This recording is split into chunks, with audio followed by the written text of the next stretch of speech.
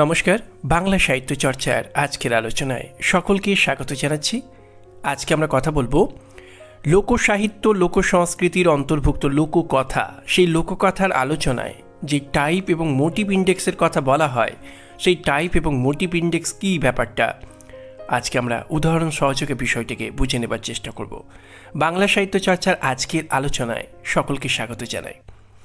প্রথমেই বলি যে লোক সংস্কৃতি বলে যে বিষয়টার সঙ্গে আমরা পরিচিত, অর্থাৎ লোক একটা সম্মিলিত, একটা সংহত জনগোষ্ঠী, যারা চিন্তা, চেতনা, বিশ্বাস, জীবনধারার দিক থেকে যাদের মধ্যে একটা ঐক্যসূত্র রয়েছে, যারা শুধু গ্রামে বাস করে না, যাদের মধ্যে একটা একতা রয়েছে, একটা সংহতি রয়েছে, সেই রকম লোক বা সম্মিলিত একটা সংহত জনগোষ্ঠীর চিন্তা, চেতনা, জীবন ভাবনা, তাদের জীবনের নান্দনিক দিক সবটাই হচ্ছে লোক সংস্কৃতির অন্তর্ভুক্ত। সেই লোক সংস্কৃতিরই একটি পার্ট বা একটি ধারা হচ্ছে লোক সাহিত্য। লোকসাহিত্য ব্যাপারটা কি না, লোক সংস্কৃতি যদি একটা বিরাট পরিমণ্ডল হয়, একটা সভ্যতার মতো হয়, তাহলে সেই সভ্যতার শ্রেষ্ঠ দিকটা, শ্রেষ্ঠ ফসলটা, শ্রেষ্ঠ ফুল বা ফলটা হচ্ছে লোকসাহিত্য। লোকসাহিত্য বলতে আমরা বুঝতে পারি যে লোক সংস্কৃতির একটি নান্দনিক দিক। যেমন আমরা রবীন্দ্রনাথের গল্প পড়ি, তারাশঙ্করের গল্প পড়ি, কিংবা মানিক বন্দ্যোপাধ্যায়ের উপন্যাস পড়ি, কিংবা আমরা রবীন্দ্রনাথের কবিতা পড়ি, এগুলোকে ঠিক লোকসাহিত্য বলা যায় না। লোকসাহিত্য হচ্ছে সেটাই যেটা সংহত জনগোষ্ঠীর সৃষ্টি, এবং যে সৃষ্টিটা কোনো একক মানুষের নয়, যেটার সৃষ্টিকর্তা হয়তো কোনো একজন ছিলেন, কিন্তু তার নাম আমরা জানি না, এটা মুখে মুখে সমস্ত মানুষের সাহিত্য হয়ে গেছে, সেটাই তো লোকসাহিত্য। এবং সেই লোকসাহিত্য হচ্ছে লোক সংস্কৃতির নান্দনিক অংশ। নান্দনিক অংশ মানে সেটাই যেটা মানুষের চিত্তকে বিনোদনের একটা অঙ্গস্বরূপ। অর্থাৎ আমরা মানুষেরা তো শুধু বিশ্বাস, চিন্তা, চেতনা, ধ্যান ধারণা নিয়ে বাঁচি না, আমাদের জীবনের কিছু নান্দনিক দিক থাকে। আমরা কিছু বিনোদনের অঙ্গকে জীবনের উপাদান হিসেবে মেনে নিই, কারণ খাওয়া পড়া নিয়ে শুধু পশু পাখিদের মতো তো আমরা বেঁচে থাকতে পারি না। আমাদের জীবনের কিছু আনন্দ বা বিনোদনের দিক থাকে, কিছু নান্দনিক দিক থাকে, এবং লোকসাহিত্য হচ্ছে লোক সংস্কৃতির, লোক সমাজের সেই নান্দনিক দিকটা, যার মধ্যে আমরা লোকগান, আমরা লোক ছড়া, প্রবাদ, ধাঁধা, কিংবা আমরা বিশেষভাবে রাখতে পারি, আমরা যেমন রবীন্দ্রনাথের গল্প পড়ি, তারাশঙ্করের গল্প পড়ি, সেই রকমই আমরা রাখব লোককথা, অর্থাৎ লোককথার গল্পগুলো। লোককথার মধ্যে আমরা একদিকে যেমন পাবো পশুকথামূলক গল্পগুলো, আবার একদিকে আমরা পাবো বিভিন্ন রাজারাজরার গল্প নিয়ে রূপকথার বিভিন্ন গল্পগুলো। এই যে রূপকথার গল্প কিংবা পশুকথামূলক গল্প, সবটাই আসলে লোককথা রূপে আমরা তাদেরকে চিহ্নিত করি। তো সেই লোককথার যে গল্পগুলো, লোককথার যে জগৎটা, সেই যে রূপকথার জগৎটা, তাকে যখন বলা যেতে পারে একটা সাহিত্যের তো শুধুমাত্র বক্তব্য বিষয় নয়, সাহিত্যের কিছু ব্যাকরণ থাকে, তার কিছু তাত্ত্বিক আলোচনার দিক থাকে। এই লোককথার গল্পের রূপতাত্ত্বিক বিশ্লেষণ করতে গিয়ে এক ধরনের বলা যেতে পারে টাইপ বা মোটিভ ইন্ডেক্স শব্দগুলোর কথা আমরা উঠে আসতে দেখি।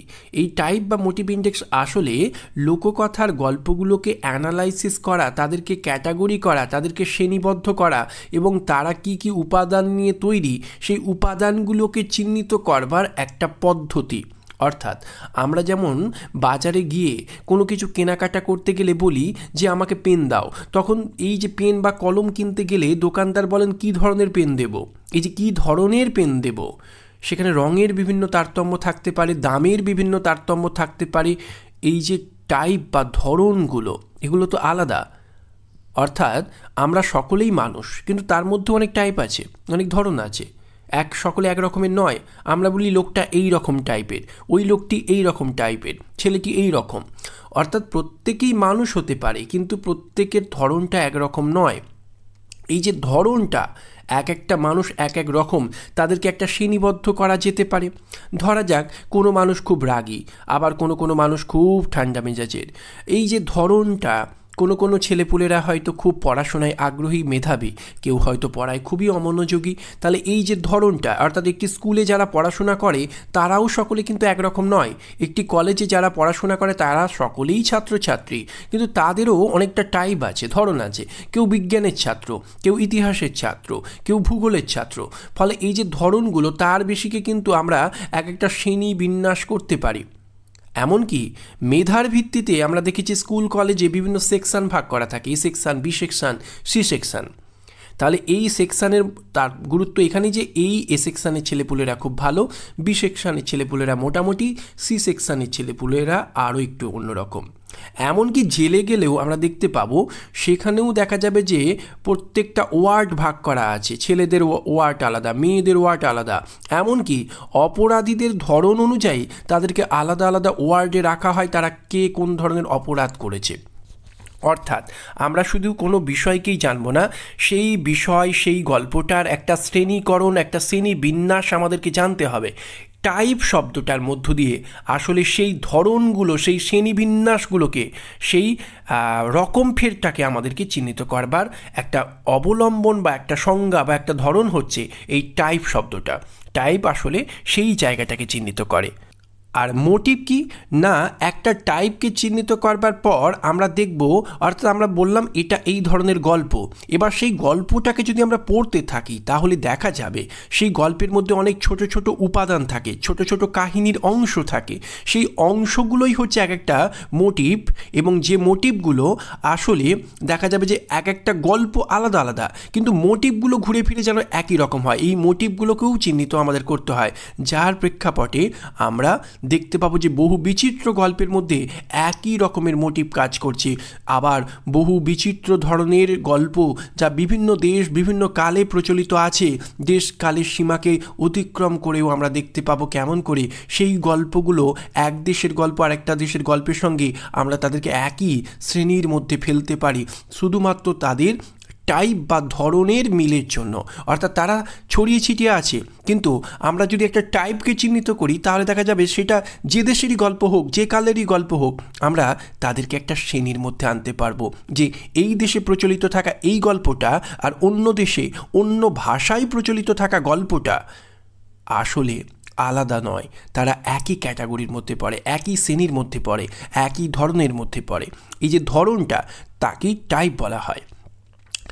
আসলে যেটা জানা যায় যে 19 শতকে ফিনল্যান্ডের কিছু দেশপ্রেমী ছাত্র এবং গবেষকরা অক্লান্ত পরিশ্রম করে সেখানকার ফিনল্যান্ডের অসংখ্য লোককথার একটা সংগ্রহ তারা তৈরি করে। এবার সেই লোককথার গল্পগুলোকে যদি শ্রেণীকরণ করি, আমরা ধরো অনেক ফুল বাগান থেকে তুলে নিলাম, এবার সেই ফুলগুলো তোলার পর আমাদেরকে কিন্তু ফুলগুলো শ্রেণীকরণ করতে হয়। অর্থাৎ এই ফুলগুলো, অর্থাৎ একটা ফুলের ডালির মধ্যে অনেক ফুল থাকতে পারে, কিন্তু আমাদেরকে যদি সেই ফুল নিয়ে গবেষণা করতে হয় তাহলে সেখান থেকে ধুতুরো ফুলগুলোকে আমাদেরকে আলাদা করতে হয়, সেখান থেকে জবাগুলোকে আমাদেরকে আলাদা করতে হয়, সেখান থেকে টগর ফুলগুলোকে আমাদেরকে আলাদা করতে হয়, গোলাপগুলোকে আলাদা করতে হয়। যতই সেটা আলাদা একটা পাত্রের মধ্যে এলোমেলোভাবে একসঙ্গে থাকুক না কেন, সেই নিয়ে যদি পড়াশোনা করতে হয়, গবেষণা করতে হয়, তাদেরকে যদি শ্রেণীবিন্যাস করতে হয়, তাহলে তাদেরকে সেখান থেকে বেছে বেছে একটা ধরনের মধ্যে আলাদা করতেই হয়। যে জবা ফুলটা লালি হয়, টগর ফুলটা এই রকম সাদা হয়তো হয়। এই যে শ্রেণীকরণ বা তাদের যে গঠন, তাদের যে রং, সেইগুলোকে দেখে দেখে আমরা গোলাপকে, টগরকে, আমরা জবাকে আলাদা করে দেব। ঠিক একইভাবে ফিনল্যান্ডে যখন ছাত্র গবেষকরা, দেশপ্রেমী ছাত্র গবেষকরা, অর্থাৎ দেশের জন্য যাদের ভালোবাসা আছে, সেই দেশের সম্পদস্বরূপ লোককথার গল্পগুলোকে তারা সংগ্রহ করলো। এবার তাদের প্রয়োজনীয়তা পড়ল যে এদেরকে একটা শ্রেণীবিন্যাসে আনতে হবে, সব গল্প তো এক নয়। এবং এই প্রয়োজনীয়তা যিনি প্রথম অনুভব করলেন তার নাম হচ্ছে কার্লে ক্রোন, যিনি ফিনল্যান্ডের একটি বিশ্ববিদ্যালয়ের, হেলসিঙ্কি বিশ্ববিদ্যালয়ের তুলনামূলক লোকসংস্কৃতির অধ্যাপক ছিলেন। এই যে ফিনল্যান্ডের হেলসিঙ্কি বিশ্ববিদ্যালয়ের তুলনামূলক লোকসংস্কৃতির অধ্যাপক কার্লে ক্রোন, তিনি প্রথম প্রয়োজনীয়তা অনুভব করলেন যে এই যে লোককথার সংগ্রহটা, ভাণ্ডারটা, এদেরকে, এই গল্পগুলোকে আলাদা আলাদা ক্যাটাগরিতে ভাগ করতে হবে। এরা তো সব একই রকমের গল্প নয়। এবং সেই লোককথা শ্রেণীবিন্যাস করবার ক্ষেত্রে তিনি সমস্ত ভারটা দিয়েছিলেন অ্যান্টি আর্নেকে। এবং সেই প্রেক্ষিতে অ্যান্টি আর্নেই আবিষ্কার করলেন যে তত্ত্বটা, তার নাম টাইপ। এই যে টাইপ শব্দটা, টাইপ বলতে তিনি কি বোঝাচ্ছেন আমরা যদি একটু বোঝার চেষ্টা করি। না, তিনি বলছেন যে a type is a traditional tale that has an independent existence. It may be told as a complete narrative and does not depend for its meaning on any other tale. অর্থাৎ a type is a traditional tale that has an independent existence. একটা type বা একটা ধরন হচ্ছে traditional, ঐতিহ্য সূত্রে পাওয়া একটা গল্প, that has an independent existence, অর্থাৎ যার একটা নিজস্ব স্বয়ংসম্পূর্ণ অবস্থান আছে, অর্থাৎ সে তার নিজেই নিজেকে সম্পূর্ণতা দেয়, তার বক্তব্যকে তুলে ধরতে পারে। It may be told as a complete narrative, বর্ণনাত্মক ঢঙে লেখা হবে কারণ গল্প যেহেতু, and does not depend for its meaning, অর্থাৎ এ তার অর্থকে প্রকাশ করবার জন্য কখনোই নির্ভর করে না অন এনি আদার টেল, অর্থাৎ সে কোনো তার গল্পটাকে প্রকাশ করবার জন্য, তার বক্তব্যটাকে প্রকাশ করবার জন্য সে অন্য কোনো গল্পের উপর, অন্য কোনো কাহিনীর উপর নির্ভর করে না। তার মানে বোঝা যাচ্ছে যে একটা টাইপ হচ্ছে একটা বিশেষ ধরন, একটা বিশেষ শ্রেণী, যে শ্রেণীটা নিজেকে নিজেই সম্পূর্ণতা দেয়, তাকে অন্য কোনো গল্পের উপর বা অন্য কোনো ধরনের উপর নির্ভর করতে হয় না। অর্থাৎ একটা বিশেষ ধরনের গল্প, সেই ধরনটা স্বয়ংসম্পূর্ণ এবং তার একটা স্পেসিফিক চিহ্নিতকরণের একটা জায়গা আছে, তার একটা নিজস্ব আইডেন্টিটি আছে এবং সেই ধরনটা কখনোই অন্য ধরনের সঙ্গে ম্যাচ করে না, সেটা একটা বিশেষ ধরন, তাকেই আমরা টাইপ বলতে পারি। অর্থাৎ লোককথার যে বিচিত্র গল্পগুলো, সেই গল্পগুলোর মধ্যে কোনো কোনো গল্প একটা বিশেষ ধরনের গল্প বলে আমাদের মনে হয়, সেই ধরনের গল্পটা সে নিজেই নিজেকে পূর্ণতা দেয়, তাকে অন্যের উপর নির্ভর করতে হয় না। যেমন ধরা যাক, আমরা যদি একটু উদাহরণ দিই তাহলে ব্যাপারটা হয়তো আমাদের কাছে স্পষ্ট হবে। যেমন আমরা যদি লোককথার গল্প পড়ি, সেখানে কিছু গল্পতে দেখা যায় যে পশুদেরকে আনা হয়েছে। এই যে পশুদেরকে নিয়ে যে গল্পগুলো, সেটা একটা টাইপ, এবং সেই পশুকে নিয়ে লেখা গল্পগুলোর মধ্যেও আবার অনেক ভাগ আছে। যেমন কোনো গল্পে দেখা যাচ্ছে শুধু বন্য পশুরা, অর্থাৎ বনের যে জীবজন্তুরা তাদেরকে রাখা হয়েছে, কোনো গল্পে দেখা যাচ্ছে যে গৃহপালিত পশুরা আছে, আবার কোনো গল্পে আমরা দেখতে পাবো বন্য পশু এবং গৃহপালিত পশু দুজনেই আছে, আবার কোনো কোনো গল্পে আমরা দেখতে পাবো এক রূপকথার রাজ্য, রাজা রানীর গল্প, রাজার পুত্র হচ্ছে না, অনেক দিন পর সাধ্য সাধনার মধ্য দিয়ে রাজা সন্তান পাচ্ছেন এবং সেই সন্তান পেয়ে রাজা তার যে বলা যেতে পারে মনের ক্ষেত যন্ত্রণা, সেটা মিটিয়ে যাচ্ছে। যেমন আমরা দেখতে পাবো সাত ভাই চম্পার গল্প, সেখানেও তো আমরা দেখতে পাবো রাজার সন্তান হচ্ছে না, কিন্তু সেই সন্তান রাজাকে দিচ্ছেন যে রানী, অন্য বড় রানীরা তাকে নিয়ে কেমন করে ষড়যন্ত্র করছে। শেষ পর্যন্ত রাজা দেখতে পাচ্ছে যে ছায়ের গাদার মধ্যে যাদেরকে, যে সন্তানদেরকে মানে বলা যেতে পারে চাপা দিয়ে রাখা হয়েছিল, তারা কিভাবে বলা যেতে পারে চম্পা হয়ে ফুটছে, পারুল হয়ে ফুটছে, তাদেরকে আবার ফিরে পাচ্ছেন রাজা, এবং বড় রানীদেরকে রাজা শাস্তি দিচ্ছেন। এই যে গল্পটা, রাজার একটা সন্তানের দরকার ছিল, সেই সন্তান তিনি পাচ্ছেন, সন্তানের প্রাপ্তিতে রাজার সমস্ত যন্ত্রণা মিটে গেল, রাজপুরী আনন্দে ভরে উঠল। এই ধরনেরই তো গল্পগুলো হয়। তো এই যে রাজা রানীদেরকে নিয়ে একটা গল্প, যেখানে পশুদের প্রয়োজন নেই, ফলে এই ধরনের গল্পগুলো এক ধরনের রূপকথার গল্প, রাজা রানী কেন্দ্রিক গল্প। হ্যাঁ, সেই ধরনের গল্পগুলোকেও আমরা একটা শ্রেণীর মধ্যে রাখবো। বন্য পশুদের নিয়ে লেখা গল্পের সঙ্গে এই ধরনের গল্পগুলো এখন নয়, ফলে এই ধরনের যত গল্পই লেখা হোক, তাদের গল্পের বিষয়গুলো আপাতভাবে, কাহিনীগুলো, গল্পগুলো আপাতভাবে আলাদা মনে হতে পারে, কিন্তু এগুলো আসলে রাজা রানী কেন্দ্রিক এক ধরনের রূপকথার গল্প। ফলে এই গল্পগুলোর সঙ্গে বন্য পশুদের গল্পগুলো কিন্তু এক নয়। আবার কোনো গল্পে মানুষও আছে, বন্য পশুও আছে, এই ধরনের গল্পও আছে। আমরা একটা গল্পের কথা আমাদের খুব মনে পড়ে, যেমন টুনটুনির গল্প। টুনটুনিকে এক বিড়াল খুব বিরক্ত করছে, রাজার কাছে তিনি আপিল করছেন, রাজা তাকে গুরুত্ব দিচ্ছেন না। এই যে অত্যাচারী শক্তির প্রতীক যেন এখানে রাজার কাছে ছোট দরিদ্র একেবারে নিম্নবিত্ত মানুষদের ভালো লাগা, তাদের বেঁচে থাকা, তাদের চা পাওয়ার চকরটা কতখানি মূল্যহীন হয়ে যায় একজন শাসকের কাছে। টুনটুনি খুব ছোট বলেই যেন রাজার তার প্রতি কোনো আগ্রহ নেই। তাই এই যে জায়গাগুলো, এই ধরনের গল্পগুলোর মধ্যে আমাদের শ্রেণীবিভক্ত সমাজ ব্যবস্থার চিত্রকে দেখানো হয়েছে, যে এই সমাজে নিম্নবিত্ত দরিদ্র মানুষদের অত্যাচারিত বঞ্চিত জীবনের গল্পগুলো শোনার মতো কেউ নেই। সবাই শুধু বড়লোকদের দেখে, সবাই শুধু তাদের পছন্দের লোকগুলোকে দেখে, আর এই দরিদ্ররা চিরকাল দরিদ্রই থেকে যায়, অত্যাচারিতই থেকে যায়, তাদেরকে প্রতিবাদ করতে হয়। টুনটুনিও আছে, আবার রাজাও আছে। এই ধরনের গল্পগুলো আবার কি শুধু পশু কথা গল্প নয়, এখানে বন্য মানে পশু আছে, মানুষও আছে। এই যে পশু এবং মানুষকে নিয়ে লেখা গল্প, ফলে এটা এক ধরনের টাইপের গল্প।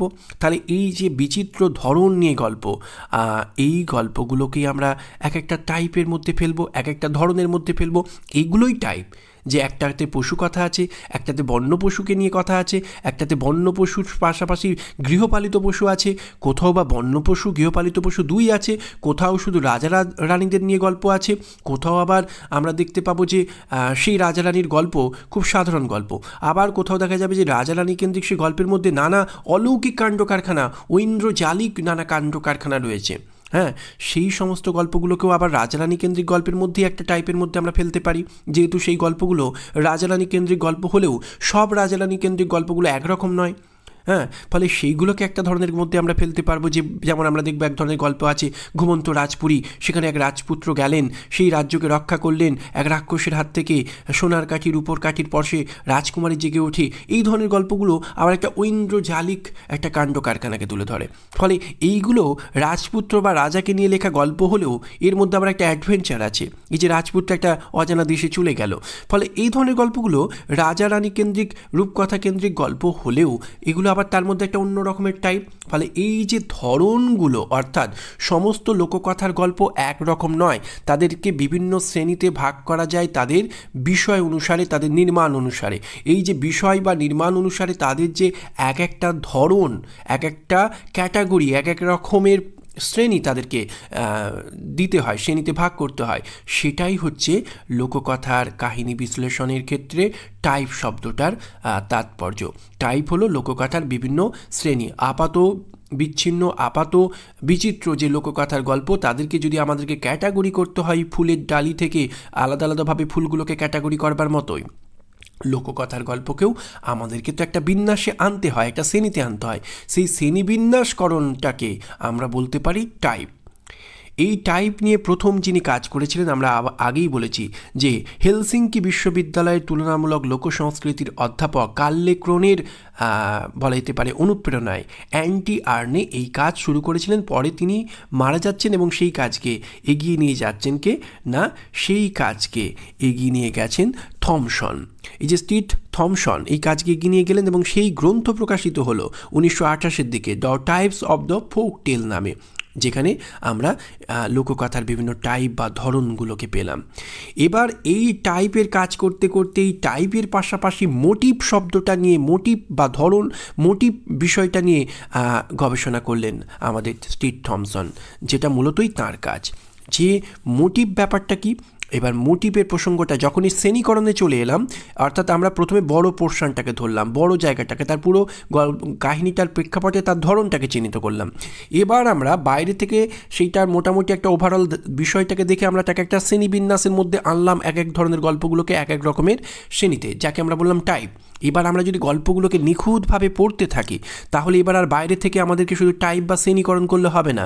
গল্পগুলোর উপাদানগুলোকে যদি আমরা খুঁজতে থাকি, তাহলে দেখা যাবে যে আপাতভাবে অনেক গল্প আমাদের বাংলায় বা বিভিন্ন ভাষায় বিভিন্ন দেশে প্রচলিত আছে, যে গল্পগুলো আলাদা আলাদা, কিন্তু যদি গল্পগুলোকে আমরা পড়তে থাকি তাহলে দেখা যাবে কিছু উপাদান পাবো। মানে উপাদান মানে একটা কাহিনী হয় খুব বড় একটা দীর্ঘ গল্প, যার একটা আদি, একটা মধ্য, একটা অন্ত থাকে, কিন্তু সেই যে পুরো একটা গল্প একটা বড় পরিসরে থাকে, সেই গল্পগুলো আসলে আবার ছোট ছোট কিছু কাহিনীর উপাদান দিয়ে তৈরি। অর্থাৎ একটা বড় কাহিনী অনেকগুলো ছোট ছোট কাহিনীর অংশ দিয়ে সেগুলো তৈরি হয়। যেমন বিন্দু বিন্দু জল দিয়ে সাগরের, সমুদ্রের, নদীর জলধারা তৈরি হয়। জলধারার ধরনগুলোকে টাইপ বলছি, কিন্তু ছোট ছোট উপাদানগুলো হচ্ছে আমাদের মানে যেটাকে স্টিট থমসন বলছেন মোটিভ।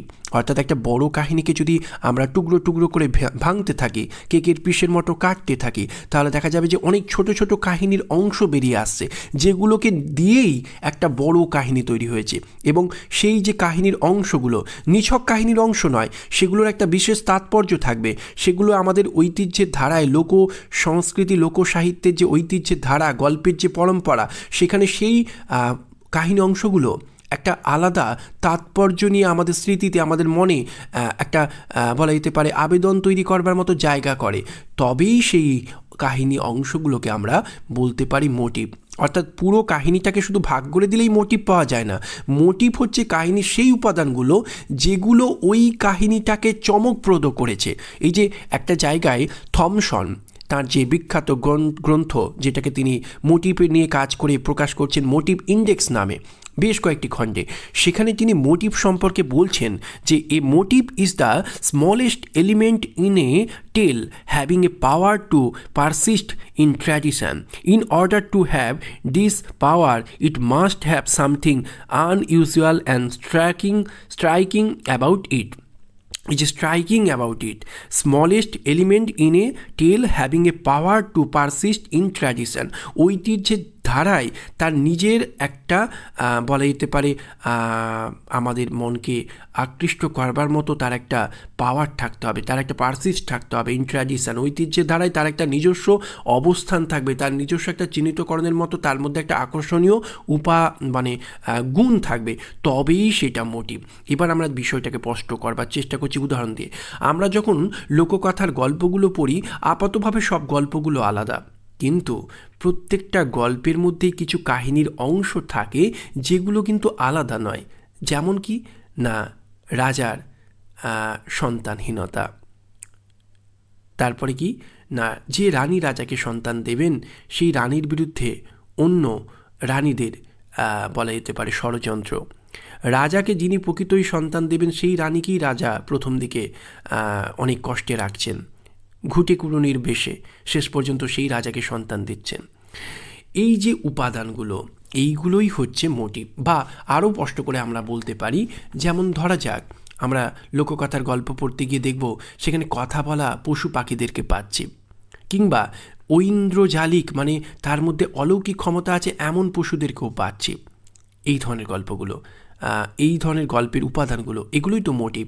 কিংবা এক ঘুমন্ত রাজপুরীর কথা, রানী সেখানকার রাজকন্যা ঘুমিয়ে থাকা, সোনার কাঠির পরশে তাকে জাগিয়ে তোলা, রূপোর কাঠির পরশে তাকে ঘুম পাড়িয়ে দেওয়া, এক দৈত্যের উপস্থিতিতে রাজ্যের বেহাল দশা, রাজার যন্ত্রণা, রাজা শপথ নিচ্ছেন যিনি দৈত্যের হাত থেকে রাজ্যকে রক্ষা করবেন তার হাতে কন্যাকে দেবেন। এই যে রাজার সংকল্প, এক রাজপুত্রের সেখানে অবস্থান, রাজপুত্রের শেষ পর্যন্ত রাক্ষসকে হত্যা করা, এই যে উপাদানগুলো মানে খুব গুরুত্বপূর্ণ অংশ, যেগুলোর একটা আলাদা আবেদন থাকবে, তাৎপর্য থাকবে, নিছক কাহিনীর অংশ নয়, নিছক গোলমেলে ব্যাপার নয়, যেগুলোর একটা আমাদের কাছে আকর্ষণীয় আবেদন থাকবে। যেমন ধরা যাক যে এই যে রাক্ষসের উপস্থিতি, এটা একটা মোটিভ। আবার এই রাক্ষসকে সহজে মারা যাবে না, তার প্রাণ তার মধ্যে নেই। কখনো দেখা যাবে যে বিভিন্ন গল্পে সেটা বিভিন্নভাবে আছে, কোথাও দেখা যাবে রাক্ষসের প্রাণ রাক্ষসের মধ্যে নেই, সেটা একটি ভ্রমরের মধ্যে আছে, কিন্তু সেই ভ্রমরটি আবার একটি কৌটোর মধ্যে আছে, কৌটোটি আবার একটি জলের মধ্যে ডোবানো রয়েছে এবং সেখানে কুমির থাকে। এই যে রাক্ষসের প্রাণ, আবার একটি গল্পে দেখব রাক্ষসের প্রাণ টিয়া পাখির মধ্যে আছে, টিয়া পাখিটাকে মারতে পারলে কিংবা ভ্রমরটাকে মারতে পারলে তবেই রাক্ষসকে মারা যাবে। এই যে রাক্ষসের উপস্থিতি, এটা যেমন একটা মোটিভ, আবার রাক্ষসের প্রাণ রাক্ষসের মধ্যে না থাকা সেটাও একটা মোটিভ। এবার দেখা যাবে যে আলাদাভাবে কোনো গল্পে টিয়া পাখিতে, কোনো গল্পে ভ্রমরের মধ্যে আছে বা অন্য কোনো কিছুর মধ্যে আছে, যাতেই থাক এই যে রাক্ষসের প্রাণ রাক্ষসের মধ্যে নেই, সেটা কখনো বা ভ্রমরের মধ্যে, কখনো বা টিয়া পাখির মধ্যে থাকা, এগুলোই তো মোটিভ। এগুলোই দেখা যায় যে আমরা যদি কোনো গল্প পড়ি, তারপরে দেখা যায় যে মোটিভ যে সত্যি শুধুমাত্র কাহিনীর ছোট ছোট উপাদান নয়, সেটা যে একটা আমাদের কাছে আলাদা করে আকর্ষণীয় আবেদন তৈরি করে, তার সবথেকে বড় প্রমাণ আমরা নিজেরাই যদি ভাবি বুঝতে পারবো যে এটা নিছক সাধারণ কোনো কাহিনীর উপাদান নয়, এটা আমাদের স্মৃতিতে সব কিছু ভুলে গেলেও সেটা থেকে যায়। আমরা অনেক রূপকথার গল্প হয়তো ছোটোবেলা থেকে শুনেছি বা পড়েছি, গল্পগুলো সত্যি আমাদের মনে নেই, কিন্তু মনে থেকে গেছে একটা ঘুমন্ত রাজপুরীর কথা, সোনার কাঠির কথা, রূপোর কাঠির কথা, রাক্ষসের প্রাণ ভ্রমরের মধ্যে থাকার কথা বা টিয়া পাখির মধ্যে থাকা কথা, কিংবা কথা বলা পাখিটার কথা, কথা বলা বাঁদরটির কথা, কিংবা বানরের অলৌকিক শক্তিটার কথা। এই যে উপাদানগুলো দিয়ে একটা গল্প তৈরি হচ্ছে, যে উপাদানগুলো ঐতিহ্যের ধারায় তাদের একটা নিজস্ব আকর্ষণীয় আবেদন রয়েছে, নিজেদেরকে মানুষের স্মৃতিতে তাদেরকে মনে রাখার মতো, সেই যে কাহিনীর ছোট ছোট উপাদানগুলো দিয়ে এক একটা গল্প পুরোপুরি নির্মিত হচ্ছে, সেগুলোই হচ্ছে মোটিভ। যেমন কথা বলা মাছ, বাড়িতে আবার কোথাও কোথাও কোনো কোনো ট্যাবু দেখা যায়, সেই ট্যাবু ভাঙার ফলে একটা সমস্যা তৈরি হচ্ছে। এই যে জায়গাগুলো, অর্থাৎ ট্যাবু মানে ধরা যাক ট্যাবু মানে নিষেধাজ্ঞা, যে এই নিষেধ, এটা একটা নিষেধ আছে, এই নিষেধ করলে, এই নিষেধটাকে যদি অস্বীকার করা হয়, এই নিয়মটাকে যদি অস্বীকার করা হয় যে এই দিনে এটা করতে নেই, কিন্তু যদি কেউ সেটা করে বসে তাহলে সে নিয়ম ভাঙলো, তার ফলে তার জীবনে একটা বড় ঘটনা ঘটবে, একটা একটা চরম দুর্ভাগ্য তার জীবনে ঘনিয়ে উঠবে। এই যে ট্যাবুটাকে ভেঙে ফেলা, এর ফলেও একটা ঘটনা ঘটছে। এবার সেই ট্যাবুটা কি হতে পারে সেটা বিভিন্ন গল্পে আলাদা আলাদা হতে পারে, যিনি ভাঙছেন তিনি আলাদা আলাদা হতে পারেন, তার জীবনে দুর্ঘটনাটা আলাদা আলাদা হতে পারে, কিন্তু ট্যাবুটা আছে, এটাই হচ্ছে মোটিভ। অর্থাৎ এইগুলো দিয়ে দিয়েই একটা গল্পকে আকর্ষণীয় করে তৈরি করা হয়। তাহলে টাইপ হচ্ছে কি না এক একটা গল্পের শ্রেণী, আর মোটিভ কি না মোটিভ হচ্ছে ওই গল্পগুলোকেই যখন আমরা পড়তে থাকবো তখন আমরা দেখব যে গল্পের মধ্যে যে ছোট ছোট উপাদানগুলো আছে সেগুলো মোটিভ। যেমন একটা গল্পে আমরা দেখতে পাচ্ছি যে এক রাজা, তার রাজ্যে সুখ সমৃদ্ধির কোনো অভাব নেই, কিন্তু রাজার মনে সুখ সত্যিই নেই, কারণ রাজার কোনো সন্তান নেই। এবার আমরা দেখতে পাচ্ছি কি না না একদিন রাজা ও রানী যখন পুকুর ধার দিয়ে হাঁটছেন, তখন একটি কথা বলা মাছ তাদেরকে জানিয়ে দিচ্ছে তোমাদের একটি সুন্দরী সন্তান হবে, কন্যা হবে, কন্যার জন্মও হচ্ছে। কিন্তু দেখা যাচ্ছে কি না যে রাজাকে এই যে মাছ ও আশীর্বাদ করেছিল যে তোমাদের সন্তান হবে, একটি সুন্দর পরমা সুন্দরী একটি কন্যার জন্ম হবে, তোমাদের জন্মও হলো। রাজা সবাইকে আমন্ত্রণ করে মহাভোজ দিল, কিন্তু এক বুড়িকে সে নিমন্ত্রণ করলো না। বুড়ি অভিশাপ দিল, সূচের আঘাতে তোমার সন্তান মারা যাবে। সত্যি সূচের আঘাতে শুধু রাজার সন্তান নয়, গোটা রাজ্যটাই প্রায় ঘুমিয়ে পড়ল। এরপর এক রাজপুত্র সেখানে গিয়ে রাজ্যকে উদ্ধার করলো, রাজকুমারীকে বাঁচিয়ে তুললো, সকলকে বাঁচিয়ে তুললো, রাজপুত্রের সঙ্গে রাজকন্যার বিবাহ হলো। তো এটাকে কি বলতে পারি? এটা একটা ঐন্দ্রজালিক রূপকথাধর্মী কাহিনী। টাইপটা কি না এটা একটা নিছক পশু কথামূলক গল্প নয়, এটা একটা ঐন্দ্রজালিক রূপকথাধর্মী কাহিনী। এর টাইপটা হচ্ছে ঐন্দ্রজালিক রূপকথাধর্মী কাহিনী। এবার এই যে টাইপটাকে আমরা চিহ্নিত করলাম, এরপর যদি কাহিনীর অংশগুলোকে পড়ি তাহলে কি দেখতে পাবো না কথা বলা মাছ, এই যে কথা বলা মাছ একটা ঐন্দ্রজালিক জীবজন্তু, কিংবা রাজকন্যা রাজপুরীর এই যে ঘুমিয়ে থাকা ঘুমন্ত রাজপুরীর কথা আমরা বলছিলাম, এটা একটা উপাদান, এটা একটা মোটিভ। কথা বলা মাছ এটাও একটা মোটিভ। ফলে এই যে মোটিভগুলো দিয়ে, কিংবা এই ধরনের আরও এখানে অনেক মোটিভ আছে। এই যে বুড়িকে নিমন্ত্রণ না করা, তার ফলে বুড়ির থেকে অভিশাপ পাওয়া, এইগুলোর মধ্য দিয়ে একটা বলা যেতে পারে একটা ট্যাবু ভাঙার প্রসঙ্গ আছে। তো এইভাবে এই যে উপাদানগুলো, এগুলোই গল্পটাকে আকর্ষণীয় করে একটা পুরো কাহিনীকে দাঁড় করিয়েছে।